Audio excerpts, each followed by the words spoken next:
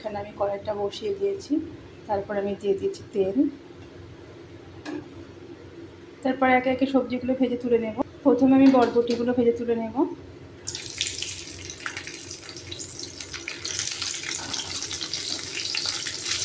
অল্প সামান্য একটু লবণ দিয়ে দেবো, লবণ দিয়ে ভাজবো। সে ভেজে তুলে রাখবো। ওই তেলের মধ্যে আমি কুমড়োগুলো দিয়ে দিলাম, কুমড়োগুলো ভেজে তুলে দেবো। তারপর আমি পটল, ডাঁটা সব একে একে ভেজে ভেজে তুলে রাখবো। আলুটাও এর মধ্যে দিয়ে দিয়ে আমি একটু সামান্য লবণ দিয়ে দেবো, দিয়ে আলু আর কুমড়োটাকে একসাথে ভেজে নেব।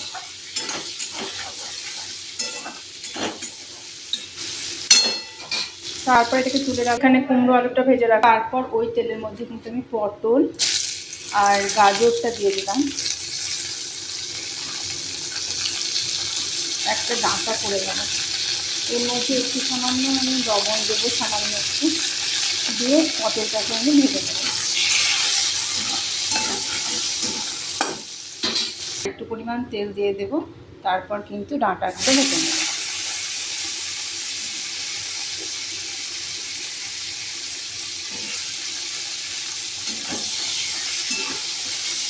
ডাঁটাগুলো ভেজে রাখার পর লাল লাল করে ডাঁটাগুলো ভেজে তুলে নেবে। তারপর কিন্তু সব সবজিগুলোকেই আমি আবারও একবার ভাজবো। ডাঁটাগুলো ভেজে নেওয়ার পর আমি অন্য সমস্ত সবজি একসাথে ভাজবো।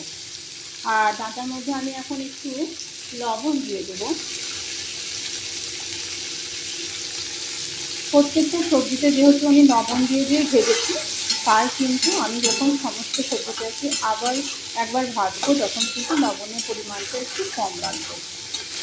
ডাঁটাটা ভাজা হয়ে যাক। সমস্ত ভাজা ডাঁটাগুলোকে তুলে নিয়ে তার মধ্যে দিয়ে দিচ্ছি আমি 5 ফোড়ন, আর দেবো একটু জিরে, দিয়ে দিচ্ছি শুকনো লঙ্কা আর তেজপাতা। একটু জিরে ফোড়ন দিয়ে দিলাম। এখানে রাঁধুনি বা চন্দনী থাকলে খুব ভালো হতো, তাহলে তেলের মধ্যে দিতে পারতাম, কিন্তু আমার কাছে নেই, তাই এখন এগুলো দিয়েই করছি। এটাকে ভালো করে ভেজে নিয়ে তারপর কিন্তু দিয়ে দেবো আমি কাঁচা লঙ্কাগুলো দিয়ে দিচ্ছি। তারপর সমস্তটাকে ভেজে দেবো। কিন্তু আমি এরপর আমি সবজিগুলো দিয়ে ভেজে রাখা সবজিগুলো এবার দিয়ে দিলাম। তারপর সামান্য একটু নাড়াচাড়া করে নিলাম। নিয়ে কিন্তু আমি এখানে একটু গুঁড়ো মশলা দিয়ে দেবো। এখানে আছে জিরে গুঁড়ো, ধনে গুঁড়ো আর লঙ্কা গুঁড়ো, এই 3 রকমের গুঁড়ো কিন্তু আমি দিয়ে দেবো। গুঁড়ো দিয়ে বেশ কিছুক্ষণ কষিয়ে নেব। আর তারপর কিন্তু আমি ঢাকা দিয়ে দেবো। একটু মিষ্টি মিষ্টি হয় বলে একটু মিষ্টি দিয়ে দিয়েছি। তারপর দেবো লবণ যেহেতু আমি আগে অনেকবার ভাজাতে দিয়েছি তাই পরিমাণ মতো দিলাম। তারপর কিন্তু আমি দিয়ে দেবো হলুদ। তারপর কিন্তু সমস্ত মশলার সাথে সবজিটাকে আমি আরও কিছুক্ষণ সময় ধরে ভেজে নেব।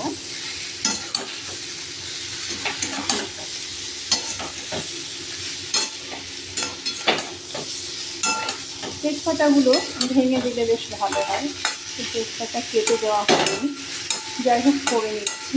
এরপর কিন্তু আমি কিছুক্ষণ ঢাকা দিয়ে রাখবো। তারপর গরম মশলা, এরপর তরকারিগুলো সিদ্ধ হয়ে গেছে, এবারে আমি কিন্তু গরম মশলাটা দেবো, দিয়ে নামিয়ে নেব।